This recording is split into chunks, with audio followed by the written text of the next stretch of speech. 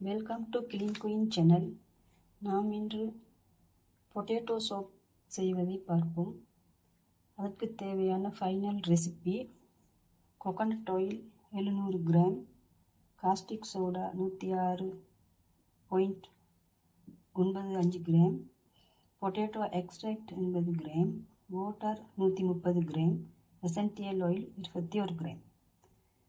முதலில் காஸ்டிக் சோடாவை நீருடன் கலக்க வேண்டும். காஸ்டிக் சோடா பயன்படுத்தும் போது க்ளவுஸ் பயன்படுத்தி கொள்ள வேண்டும். பபுள் போட்டுக்கொள்ள வேண்டும். காஸ்டிக் சோடா எமது தோலில் பட்டால் அரிப்புத்தன்மையை ஏற்படுத்தும். எனவே மிகவும் கவனமாக செய்ய வேண்டும். இதை நீங்கள் முதலில் செய்பவராக இருந்தால் இதை ஒரு ஓப்பன் ஸ்பேஸில் வைத்து செய்தால் நல்லது. இதில் இருந்து ஒரு நொடி வரும். நீரில் காஸ்டிக் சோடாவை போட்டுத்தான் மிக்ஸ் பண்ண வேண்டும். காஸ்டிக் சோடாவில் நீரை ஒருபோதும் ஊற்றக்கூடாது. இது ரூம் டெம்பரேச்சர் வரும் வரை இதை நாம் அப்படியே வைத்து விட வேண்டும். அதன் பிறகுதான் சோப் செய்ய பயன்படுத்த வேண்டும். ஆறியதும் இது தெளிந்து நீராக இருக்கும். உருளைக்கிழங்கை சுத்தம் செய்து தோல் நீக்கி இவ்வாறு துண்டுகளாக வெட்டி எடுத்து வைத்துள்ளேன். இதை மிக்ஸி ஜாரில் போட்டு பிளெண்ட் பண்ணி வடித்து எடுத்துக்கொள்ள வேண்டும்.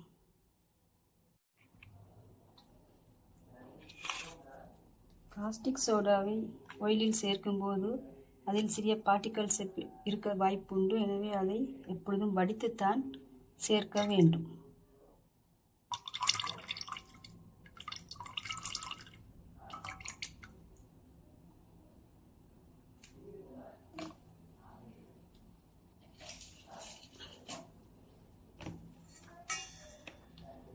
ஹேண்ட் பிளெண்டரில் மிக்ஸ் பண்ணினால் இலகுவாக மிக்ஸ் பண்ணி கொள்ள முடியும்.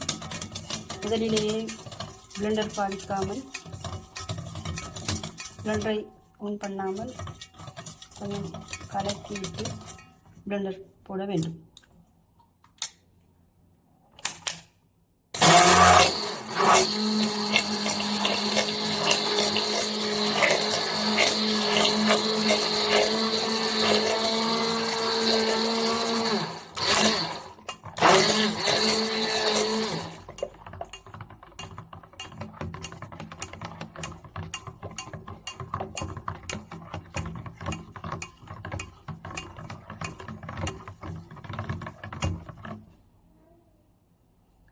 பொட்டேட்டோ ஜூஸை சேர்க்கும் பொழுது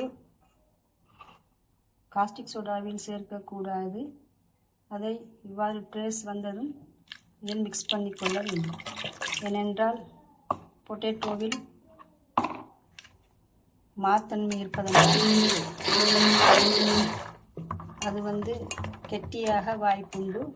பொட்டேட்டோவில் மாவுத்தன்மை உள்ளதனால். எனவே இவ்வாறு ட்ரேஸ் வரும்போது தான் அதை சேர்த்து கொள்ள வேண்டும். காஸ்டிக் சோடாவும் கோகோனட் ஆயிலும் சேரும் பொழுது ஹீட் ப்ரொடியூஸ் ஆகும். செப்போலிஃபிகேஷன் நடக்கும் பொழுது அது கட்டியாக வாய்ப்புண்டு.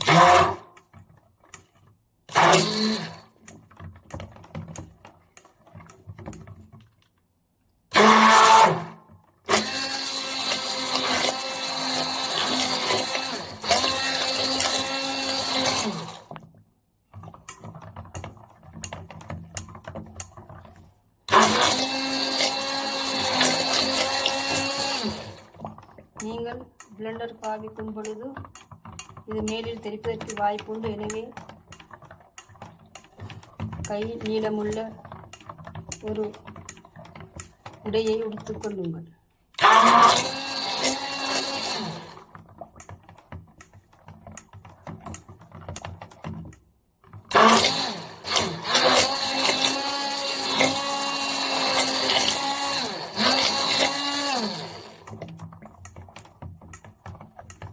ஹேண்ட் பிளெண்டர் இல்லாதவர்கள் ஸ்பூனாலும் இதை மிக்ஸ் பண்ண முடியும். கொஞ்சம் டைம் எடுக்கும். ஹேண்ட் பிளெண்டரில் செய்தால் நேரம் குறைவாக இருக்கும்.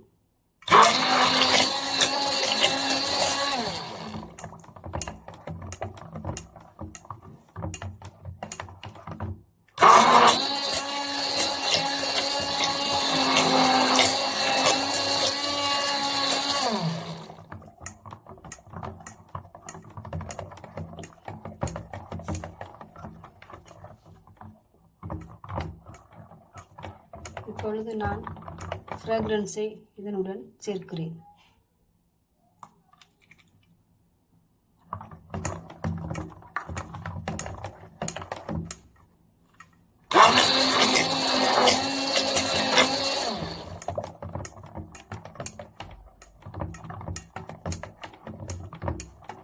இதை மோல்டில் போட் பண்ணும்போது இவ்வாறு போட் பண்ணக்கூடிய கன்சிஸ்டன்சியில் இது இருக்க வேண்டும்.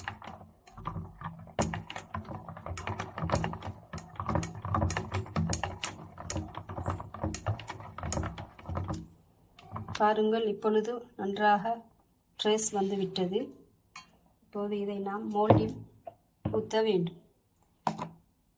மோல்டை ஏற்கனவே சானிடைசர் பண்ணி வைத்துக் கொள்ளுங்கள்.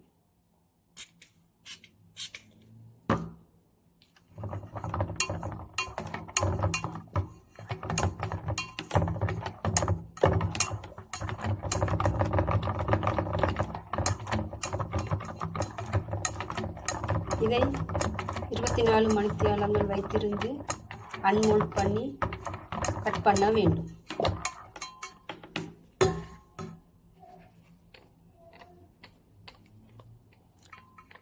இதை செய்ததும் இந்த சோப்பை பயன்படுத்த முடியாது. 45 நாட்கள் கியூரினில் வைத்துத்தான் இதை பயன்படுத்த வேண்டும். 45 நாள் கியூரினில் வைக்கும்போது சோப் மட்டுமே மிஞ்சும். காஸ்டிக் சோடா எல்லாம் எவாபரேட் ஆகி கியூர் ஆகிவிடும்.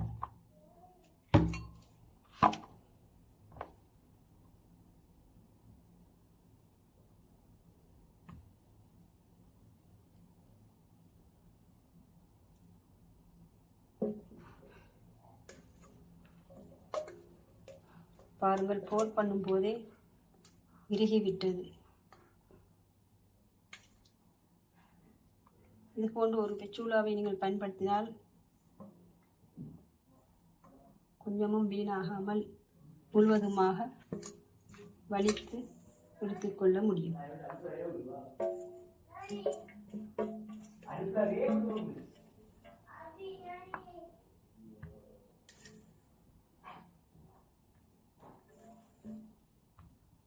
இது செட் ஆகியதும் நான் உங்களுக்கு கட் பண்ணி காட்டுகிறேன்.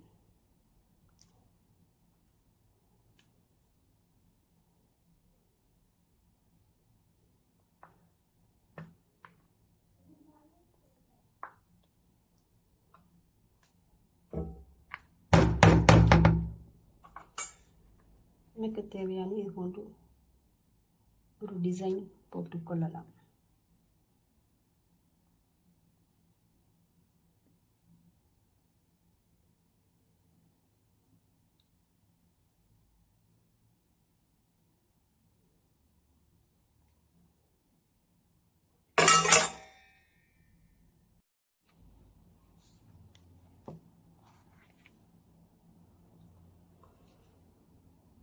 இப்பொழுது நான் இந்த சோப்பை அன்மோல்ட் பண்ணி உங்களுக்கு வெட்டி காட்டுகிறேன். பாருங்கள் சோப் எப்படி இருக்கிறது என்று.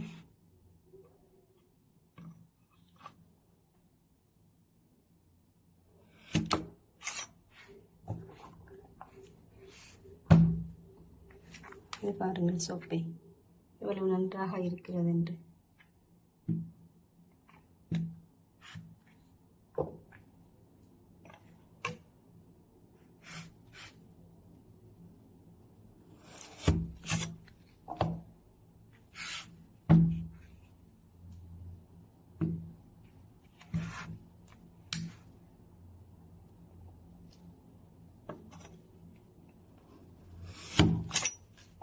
இதை நாம் 45 நாட்கள் கியூரினில் வைத்து தான் இதை பாவிக்க வேண்டும். இதை ஓப்பன் ஸ்பேஸில் வைக்க வேண்டும். காற்றோட்டமான இடத்தில் வைத்துத்தான் கியூரினில் வைக்க வேண்டும்.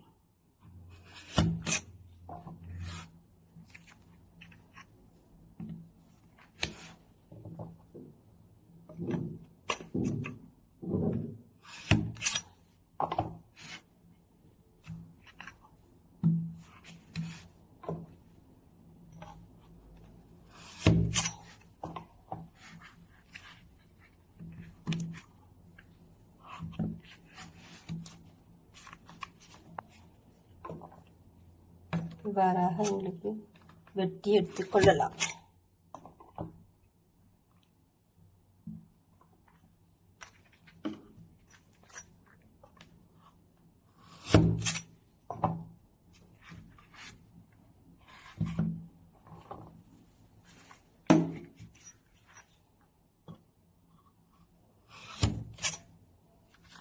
எனக்கு சோப் செய்கிறது மிகவும் இலகுவாக வீட்டிலேயே சோப் செய்து கொள்ளலாம்.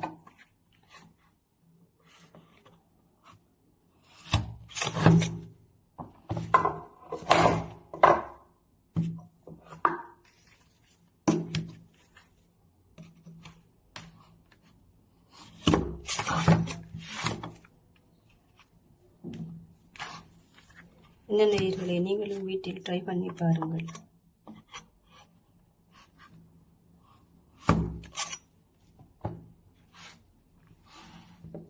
பாருங்கள் எவ்வளவு பெர்ஃபெக்டாக இருக்கிறது என்று சோப்.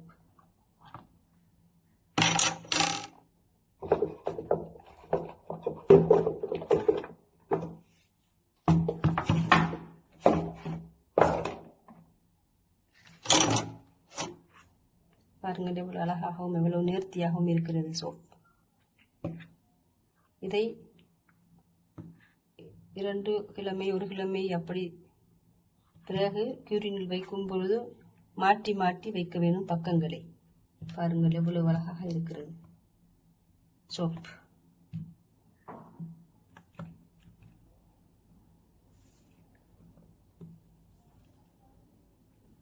இதை எங்களுக்கு வீட்டிலிருந்து வியாபாரமாகவும் செய்யலாம். என்ன எனது வீடியோ பிடித்திருந்தால் லைக் பண்ணுங்கள்.